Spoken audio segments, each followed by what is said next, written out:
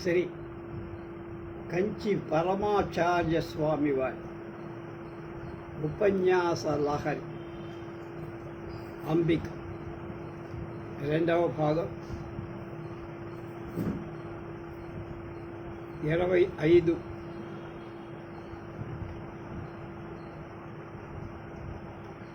5/24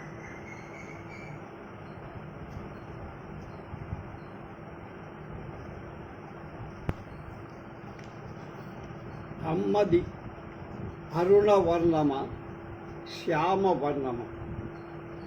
అంబికను స్తుతించే స్తోత్రాలు చాలవు, కానీ భగవత్పాదుల వారి సౌందర్యలహరి మూక కవివరేణ్యుల చేత చేయబడిన మూక పంచశక్తి వాటికి అవేశాలు. చేయి తిరిగిన మేటి చిత్రలేఖకు గీచిన మనోజ్ఞమైన చిత్తరువా అన్నట్లు ఈ స్తోత్రాలు మన మనస్సులో అంబిక రూపాన్ని సాక్షాత్కరింపచేస్తాయి.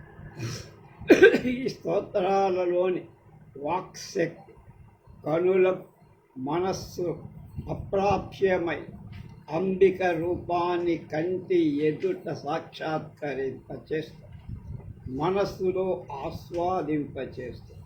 సౌందర్యలహరి గంభీరమైంది, మూక పంచశతి మార్దవమైంది. మూక అంటే మూగ. ఈ భక్తుడు పుట్టు చెవిటి మూగ. కాంచీపురంలో నెలకొని ఉన్న జగన్మాత కామాక్షి పరమానుగ్రహంతో ప్రసాదించిన ఆమె తాంబూల శేషాన్ని సేవించి వెనువెంటనే అమృతపు సముద్రంలాగా ఉండే 500 శ్లోకాలను ఆశువుగా చెప్పారు. దానినే మనం మూక పంచశతి అంటాం. పంచ అంటే 5 కదా, 5% అంటే 500.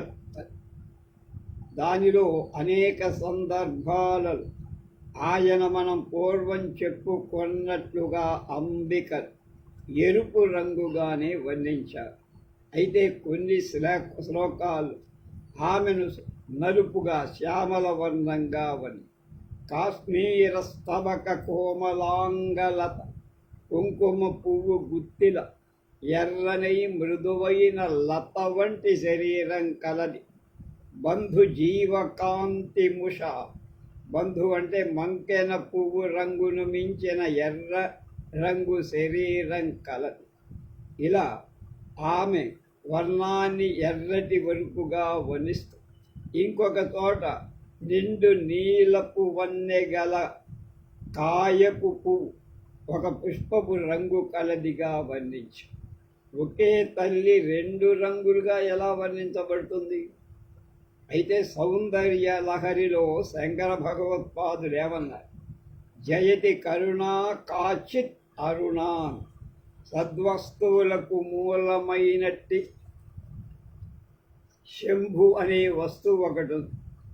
అదే పరమాత్మ నిష్క్రియుడై పరబ్రహ్మగా మిగిలిపోతే చాలదని లోకానుగ్రహ బుద్ధితో ఒక రూపం తీసుకుంది. ఆ స్వరూపం అది అంబిక. శంభువుకు వర్ణం లేదు.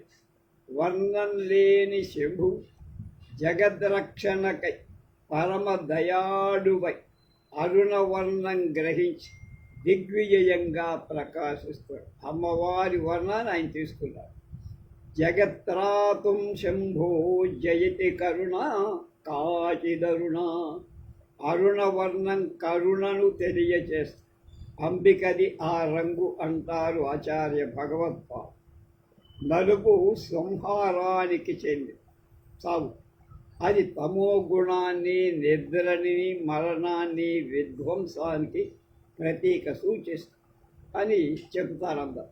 మూక కవి అంబికరుడు కరుణామూర్తిగా రక్తవర్ణంతోనే ఉన్నట్టు అభివర్ణించినట్లుగా చెప్పడం చాలా సబబు. మంత్రశాస్త్రం కూడా అంబికను రాజరాజేశ్వరి, లలితా మహాత్రిపుర సుందరి, శ్రీ విద్య అనే అభివర్ణిస్తూ ఆమె రక్తారుణ కాంతి చెందుతుంది. ఆమెలోంచి రక్త రంగులో ఉండే కాంతి బయటకు వస్తుంది. కామాక్షి దేవికి శ్రీ విద్యాధిష్టాన దేవతయ స్వరూప లక్షణాలన్నీ ఉన్నాయి. కాబట్టి పరమ కరుణామూర్తి అయిన ఆ పరమతత్వాన్ని అరుణవర్ణంగానే వర్ణించటం ఉచితం, సముచితం, ఔచిత్యం. విజ్ఞాన శాస్త్రం ప్రకారం కూడా ఇది సరైందే అంటున్నారు పరమాచార్య. రంగులేని సూర్య కిరణం 7 రంగులుగా విభజింపబడుతుంది. విబ్జిఆర్ అని చెప్తాము. తెలుపు, నలుపు వర్ణాలు ఆ 7 రంగులలో లేవు. ముదురు నీలం, వైలెట్ రంగు, తరువాత నలుపు, ఇటు ప్రక్క ఎరుపు రంగు దాటిన తర్వాత ఇక అంతా తెలుపే. ఎరుపు తెలుపు రంగుకు దగ్గరలో ఉన్న రంగు, కంటికి ఆహ్లాదంగా ఉండేదే తెలుపు కనుక. అయితే అది రంగా కాదు.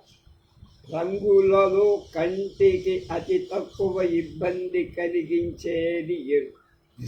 అందుకనే ఫోటో ఫిల్ములు కలిగేటప్పుడు మిగతా రంగుల కిరణాలైతే ఫిల్మ్ను పాడు చేస్తాయని ఎరుపు రంగు దీపాలనే వాడతారు. డార్క్ రంగు మనకు ఎరుపు రంగు కంటికి ఇబ్బంది కలిగిస్తున్నట్లు కనిపిస్తుంది, కానీ సున్నితమైన రంగుగా ఇన్ఫ్రారెడ్ అని ఉంది దాని కింద, అది చెప్పదు.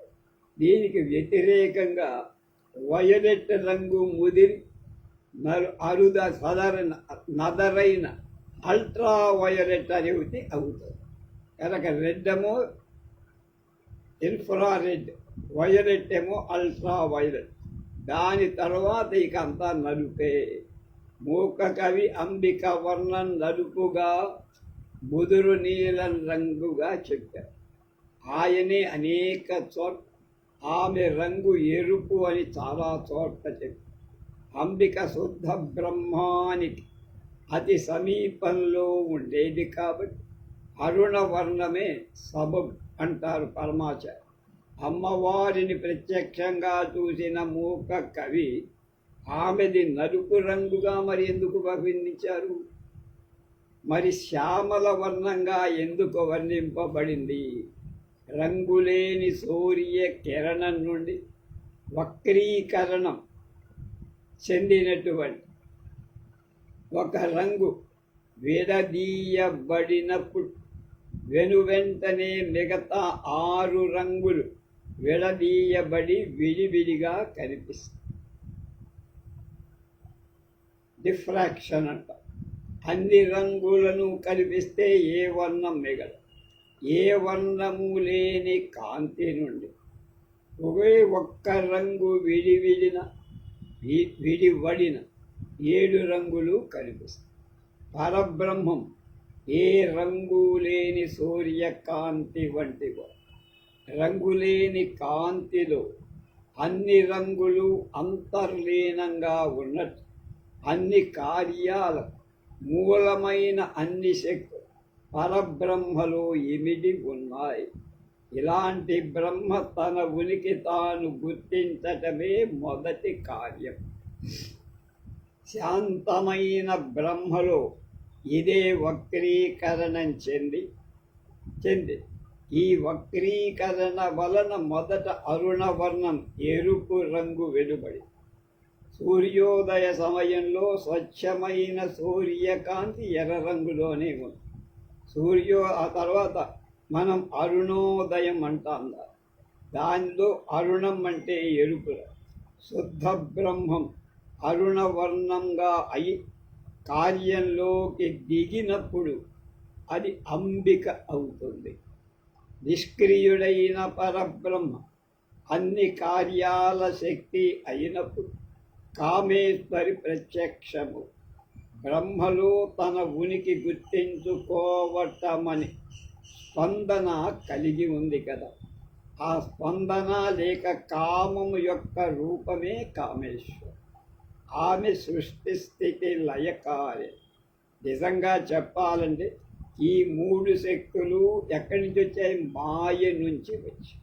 బ్రహ్మను మాయాశక్తి చేత మరుగుపరచి ప్రపంచాన్ని చూపడాన్ని తిరోధానం లేక తిరోభావం అంట. వెనక్కి వెళ్ళి సృష్టి స్థితి లయాల తరువాత ఇది 4వ విధి. భక్తులను మాయ నుండి విముక్తులను చేసి తనలో ఐక్యం చేసుకోవడం, అది అమ్మవారి అనుగ్రహ క్రియ. అది 5వ విధి. సృష్టి స్థితి లయ తిరోధాన అనుగ్రహ. సృష్టి స్థితి లయ అక్కడికి 3, తిరోధానం 1, ఆ తర్వాత అనుగ్రహం 5. ఈ 5 కార్యాలు అమ్మ చేస్తారు. కాబట్టి అంబికకు పంచకృత్య పరాయణ అనే పేరు వచ్చింది. సృష్టికారకుడైన బ్రహ్మ, స్థితికారకుడైన విష్ణు, లయకారకుడైన రుద్రుడు, తిరోధాన లేక మాయాకారకుడైన ఈశ్వరుడు, 4 కాళ్ళుగా గల ఒక మంచంపై పరబ్రహ్మశక్తి అయిన కామేశ్వరి అనుగ్రహమూర్తిగా కామేశ్వరుడికి ఎడమ ప్రక్కగా కూర్చున్నాడు అంటారు సౌందర్య లహరిలో. కామేశ్వరుడంటే పరబ్రహ్మ, కామేశ్వరి బ్రహ్మశక్తి. వాళ్ళిద్దరూ సతీపతులు. రంగులేని నిర్గుణ పరబ్రహ్మ తత్వం అరుణమైన కామేశ్వరి విడివడితే ఇక మిగిలిన రంగులు కూడా రావాలిగా బయటికి. ఈ తర్కానికి అనుగుణంగా పసుపు రంగుతో కలిసిన ఎరుపు రంగులో పసుపు రంగుతో కూడిన ఎరుపు రంగు, హిరణ్య బంగారు రంగు బ్రహ్మ లక్ష్మి వెలువడ్డ. ఆ రంగులో బ్రహ్మ లక్ష్మి. నీలి వర్ణంలో విష్ణుమూర్తి పార్వతి, తెలుపు రంగులు రుద్రుడు సరస్వతి కూడా కనిపిస్తారు. బ్రహ్మశక్తి నుండి జంటలుగా విడివడినవి. ఒక్కొక్క జంటలు మరొకరికొకరు సోదరి సోదరు. బ్రహ్మ లక్ష్మి విష్ణుమూర్తి పార్వతి రుద్రుడు సరస్వతి అలాగు అర్థం చేస్తారు.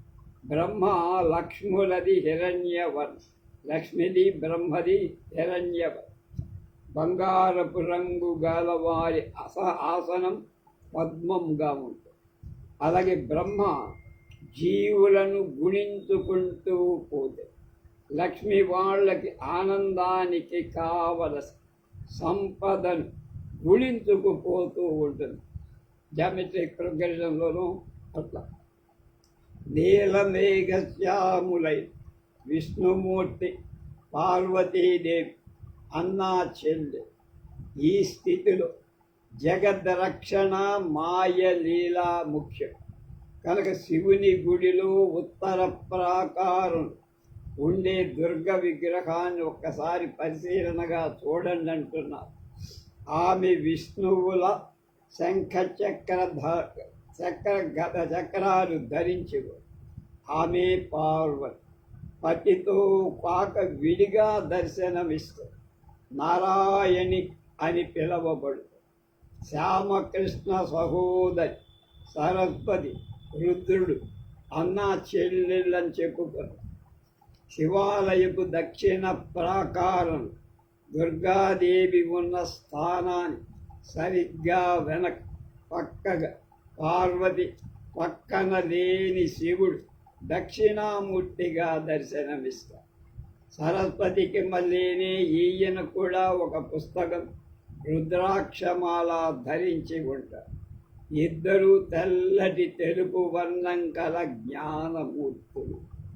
3 జంటలుగా ఆవిర్భవించటంలో ఏమైనా ప్రత్యేకత ఉందా అంటే ఉందంటే, వారిలో పురుషుడు ఒక్కొక్క స్త్రీని చేసుకో. ఇద్దరే జంటలుంటే ఒకరిని చెల్లెలిని ఒకరు చేసుకోవాలి. అది సరైన పద్ధతిగా.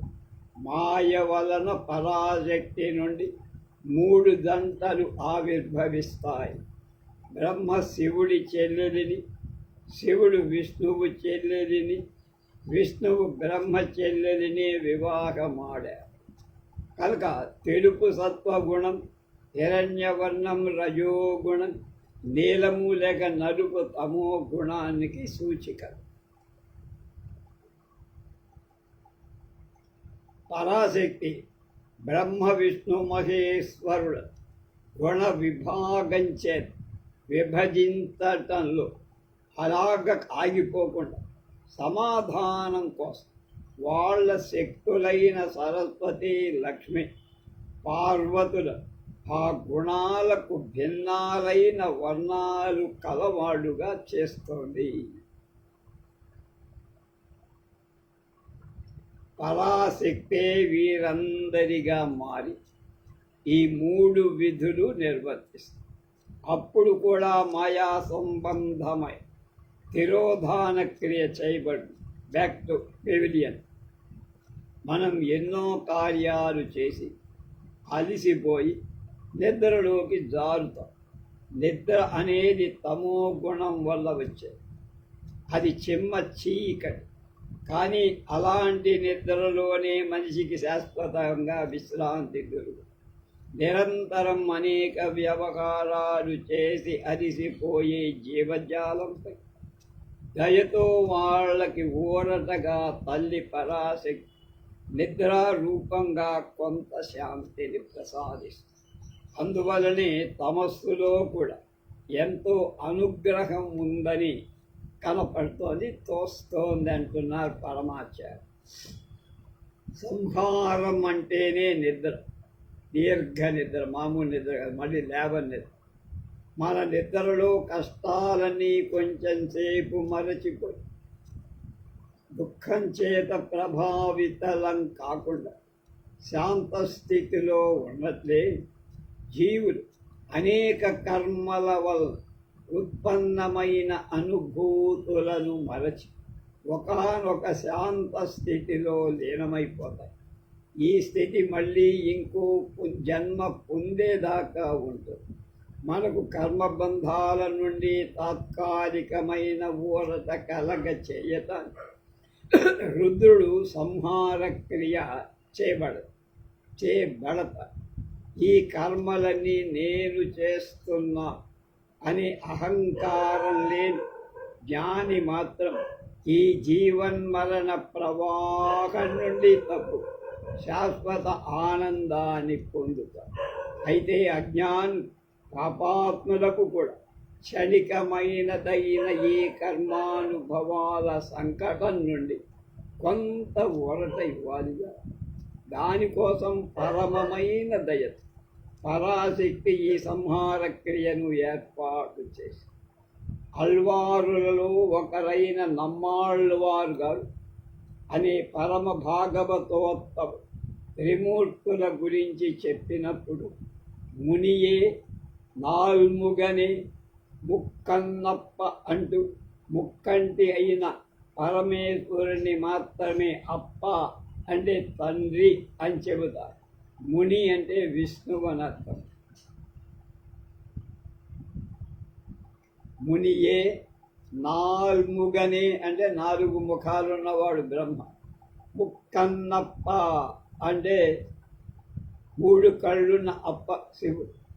సంహార క్రియ చేసే రుద్రుడి శక్తి అయిన పార్వతి నలుపు రంగు కలిగి ప్రాపంచిక వ్యవహారాలను వదిలినప్పుడే మనం దుఃఖాల నుండి విముక్తి పొంది శాశ్వత స్థానాన్ని పొందగలుగుతాం.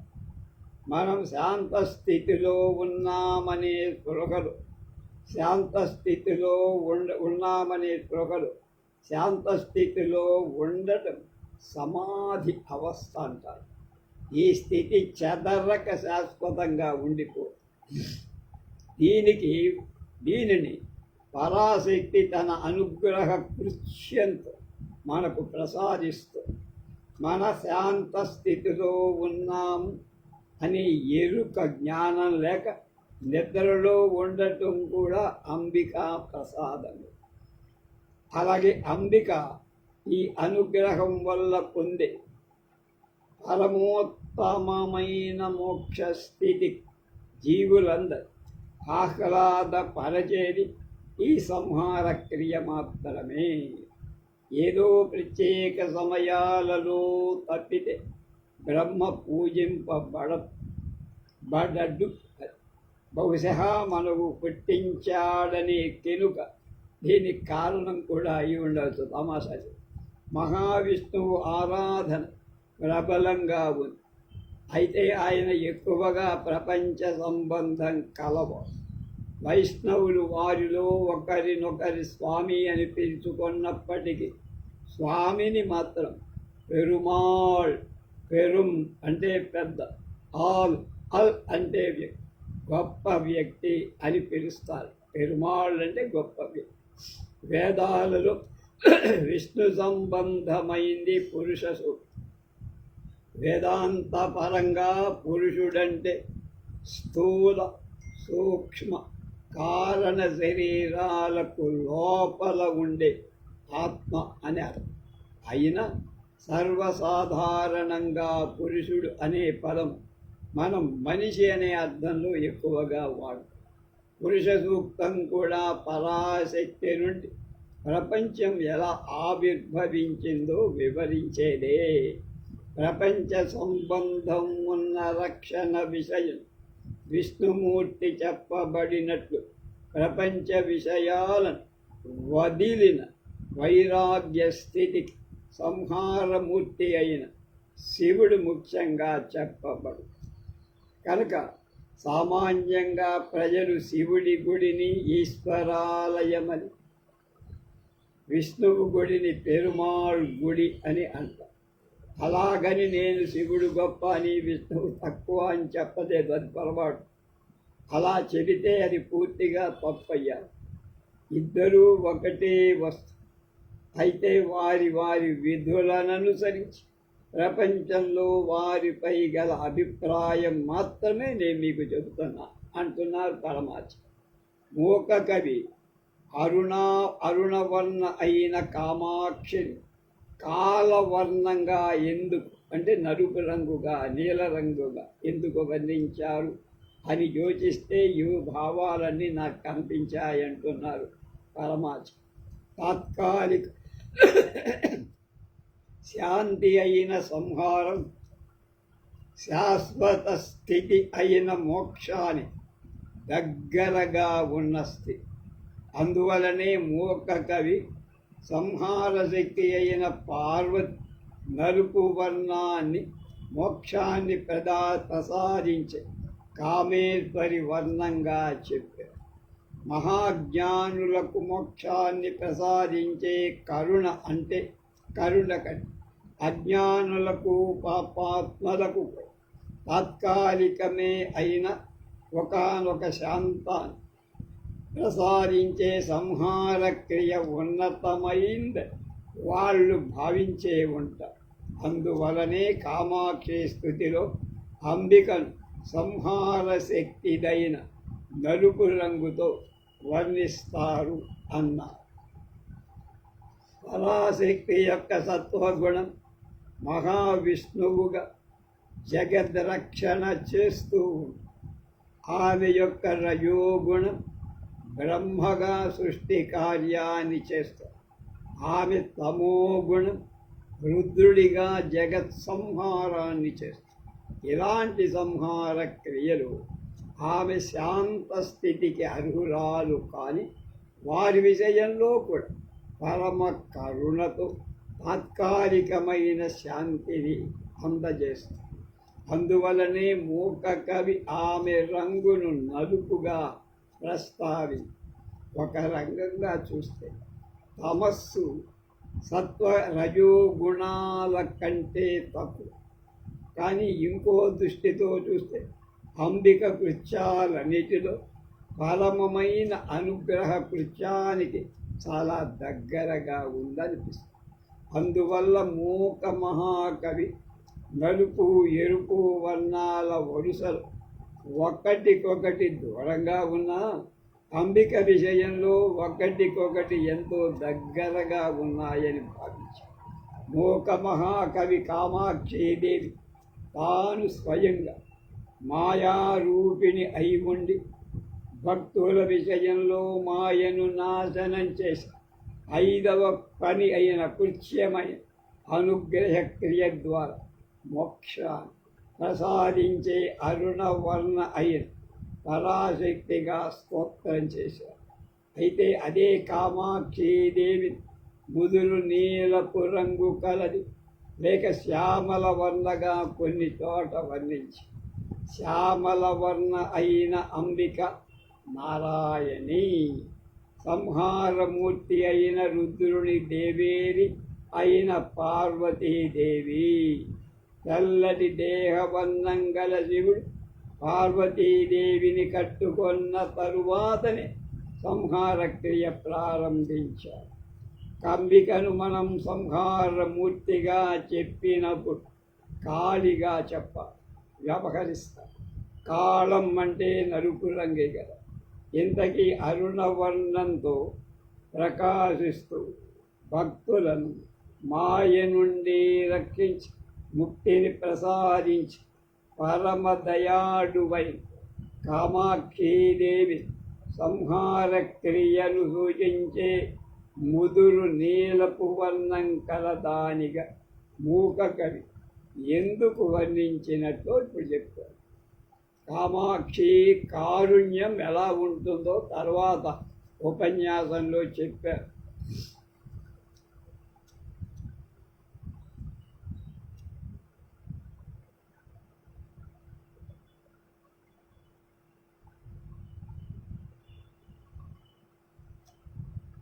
పరాశక్తి యొక్క సత్వరజస్తమో గుణాలను ఆవిర్భవించిన విష్ణుమూర్తి బ్రహ్మ మహేశ్వరుడు జగద్రక్షణ సృష్టి సంహారాలు అనే క్రియలు నిర్వర్తిస్తున్నట్టు మనం చెప్పాం. జీవులమైన మనలో కూడా ఈ 3 గుణాలు ఉంటాయి.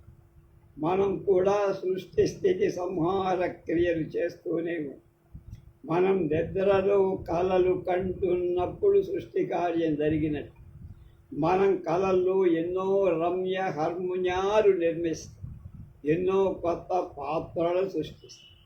అంబిక తన లీలలకు గొప్ప ఉదాహరణంగా స్వప్నాన్ని సృష్టించిందేమో అనిపిస్తుంది.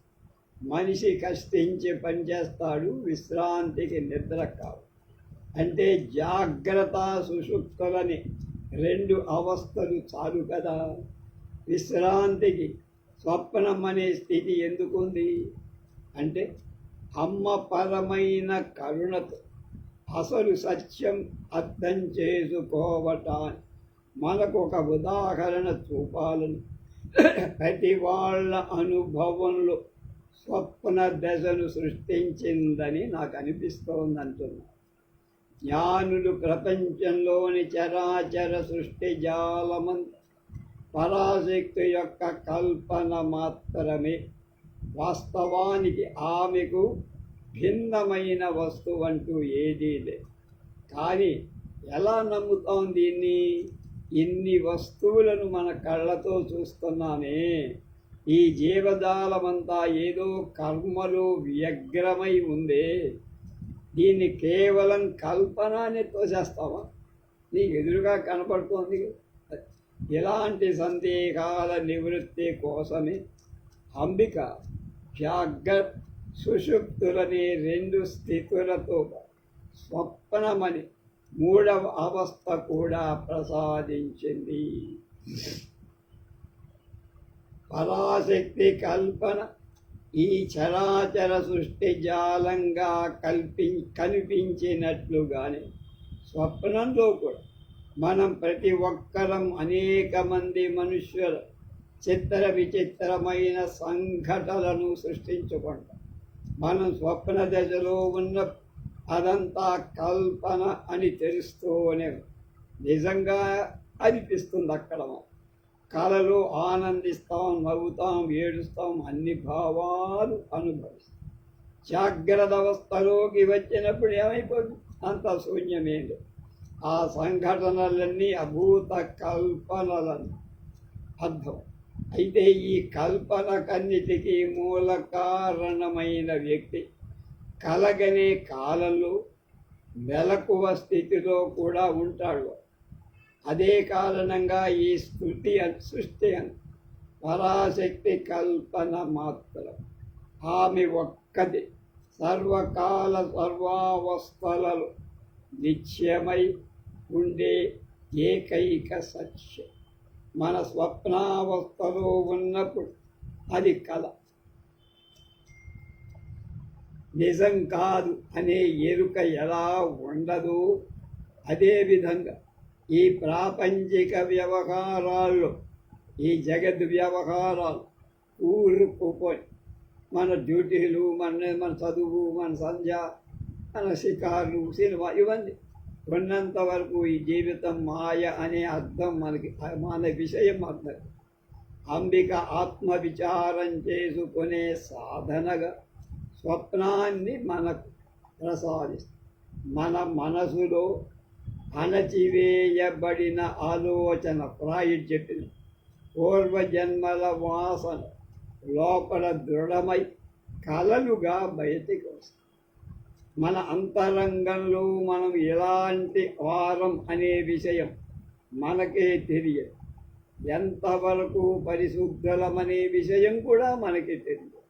సాధుజనుల సాన్నిధ్యం, దేవాలయ దర్శనం మనం ఒక శాంతిని పొందుతాం. దాంతో మనం పరిశుద్ధులమైపోయామని అనుకోండి.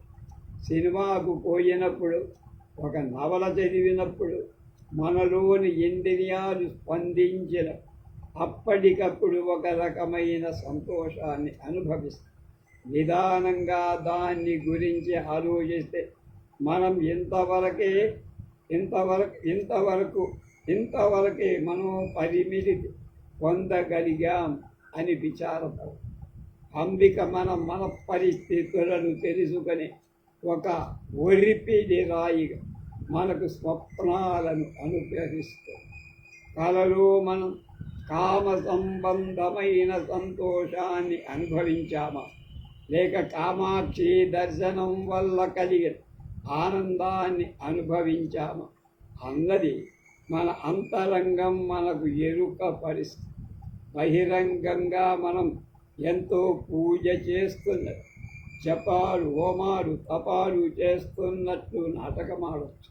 కానీ స్వప్నంలో కామాక్షి దర్శనం అనుభవించగలిగితేనే మన మనసు పరిణతి చెందినట్లుగా ఎంచడానికి వీరవు. అప్పటిదాకా నీకేం రాదనే ఏం తెలియదన్నారు. మనం ఎక్కడ వెనకబడి ఉన్నాం, ఎక్కడ సరిగా ఉన్నామనే విషయం తెలుసుకోవటానికి కళలు ఉపయోగపడతాయి. కనుక మన లోటుపాట్లను సరిచేసుకున్నప్పుడు మాత్రమే మనం పరిపూర్ణత్వం వైపు ముందు అడుగు వేస్తాం. అలాగే అమ్మా, నేను ఇంకా ఇలానే ఉన్నా, నీ పదాలపై నిజమైన భక్తి సాధన చేయగలిగేటట్టు నన్ను అనుగ్రహించు అని ఆమెను నమ్మకంతో ప్రార్థిస్తే ఆమె దారి చూపిస్తుంది. మనం పరిపూర్ణత్వం దిశలో సాగించే సాధనలు సహాయకారిగా ఉండటానికి దయతో, అంటే గైడ్గా అంబిక స్వప్న అవస్థను సృష్టించి, కనుక స్వప్నం సృష్టి కార్యాన్ని సూచిస్తోందని చెప్పుకోవాలి. ఈ స్థితిలో మనం బ్రహ్మలాగా సృష్టి చేస్తాం.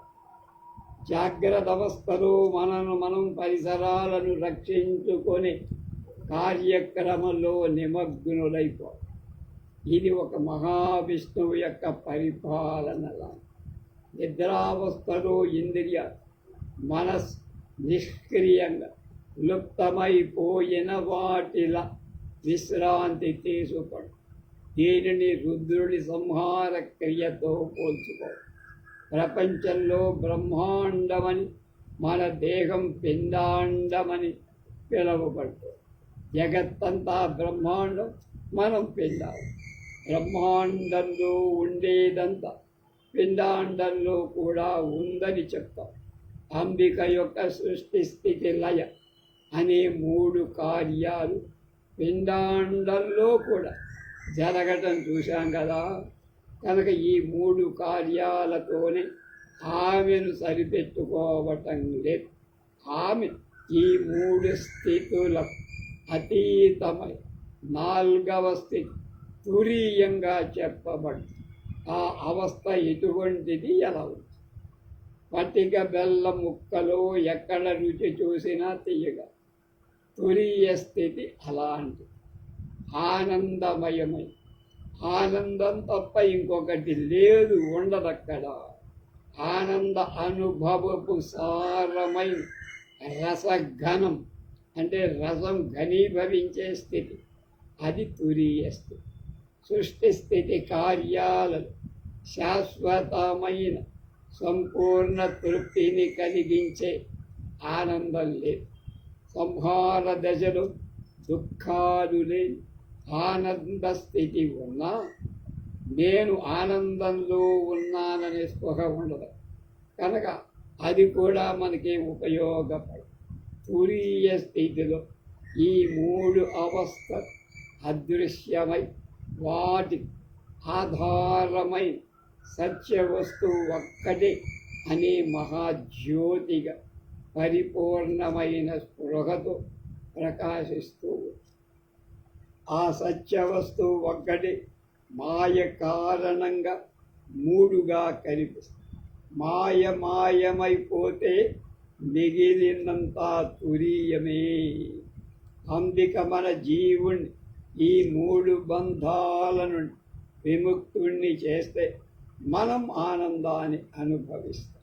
మాయా ప్రపంచంలో చిక్కుకున్నప్పుడు కూడా పరీక్షలో ఉత్తీర్ణవ్వాలను, ఉద్యోగాలు ప్రమోషన్ పొందాలను అంబికను ప్రార్థించినప్పుడు అవి నెరవేరితే అనుగ్రహం వల్ల జరిగింది అని చెప్పుకో.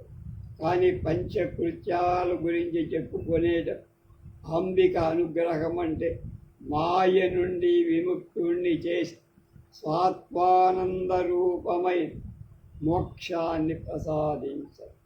లలితా సహస్రనామాలు నీవు బ్రహ్మగా సృష్టి చేస్తున్నావమ్మా, విష్ణువుగా రక్షిస్తున్నావు, రుద్రుడిగా సంహరిస్తున్నావు, ఈశ్వరుడి శక్తి అయిన ఈశ్వరిగా మాయమవుతున్నావు అని చెప్పు. కనుక సదాశివ స్వరూపమైన నువ్వు అనుగ్రహం చేస్తున్నావంటూ పంచకృత్యాల గురించి వివరిస్తారు. సృష్టికర్త్రి బ్రహ్మరూప, గోప్త్రి గోవిందరూపిణి, సంహారిణి రుద్రరూప, తిరోధానకరీశ్వరి, సదాశివానుగ్రహద పంచకృత్యపరాయణ. జీవుడికి సంబంధించిన వరం జాగ్రత్త స్వప్న సుషుప్తి అవస్థ, సృష్టి స్థితి సంహారాలు వంటివే అనంగా మాయలో పడి జయింటివిలో కూర్చున్న జాగ్రత్త స్వప్న సుషుప్తులలో చుట్టూ తిరుగుతూ ఉంటాం. ఎంత తిరిగినా చక్రపు పరిధి దాటి బయటికి రాలేంగా. అలాగే పెద్దదో చిన్నదో ఏదో ఒక స్థితిలో గుండ్రంగా తిరిగే మనం మాయ పరిధిలోనే ఉంటాం. జయింట్ వీల్లో మనం కూర్చునే గుర్రాలు, ఏనుగులు ఆ చక్రపు పరిధి దాటి పోలేనట్లుగా ఎట్లా ఉంటాయో అలా ఉంటాయి. అలసిపోతే కొంత విశ్రాంతి, నిద్ర, అది కూడా ఆ పరిధిలో. జయింట్ వీలులో తిరగగా తల తిరిగి ఆ గుర్రాల బొమ్మల మీద వారిపోతాం. ఒక్కొక్కసారి మనకు నిద్ర వస్తుంది. ఇంకా మనం ఆ జయింట్ వీలు నుండి దిగలేదనే అభిప్రాయం కాదు. ఈ తురీయ స్థితి ఈ మూడు స్థితులకు అతీతం. మనం నిద్రిస్తున్నప్పుడు ఏదో ఒక శక్తి మెలకువగా ఉండి జీవితాన్ని నడిపిస్తోందిగా. కనుక అది తురియ. అది ఈ చక్కెర పరిధికి అతీతంగా ఉన్న సత్యం. సెంట్రిఫ్యూగలో సెంట్రిపేటలో ఏదో అదే అంబిక. అంబిక సామాన్యంగా మాయ అని పిలవబడి మూకకవి కూడా కామాక్షిని, ఏ మహామాయ, నేను నీ చెవులు వంటి కోమలను ఎర్రగా ప్రకాశించే చరణాలయందు లీనమవుతున్నానమ్మా. లీయే లీయే పురహర జాయే మాయే తవ చరణ పల్లవ ఛాయే చరణం. లీయే పురహర జాయే మాయే తవ తరుణ పల్లవ ఛాయే. ఓయ్ మహామాయ, నేను నీ చెవులు వంటి కోమలంగా ఎర్రగా ప్రకాశించే చరణాల యందు లీనమైపోతున్నా. అది మాయలో లీనమవడం అంటే ఇక్కడ మాయాతీతమైన తురీయంలో ఐక్యమవడం. మాయ అయిన కామాక్షీదేవి దాన్ని తొలగించే అనుగ్రహము.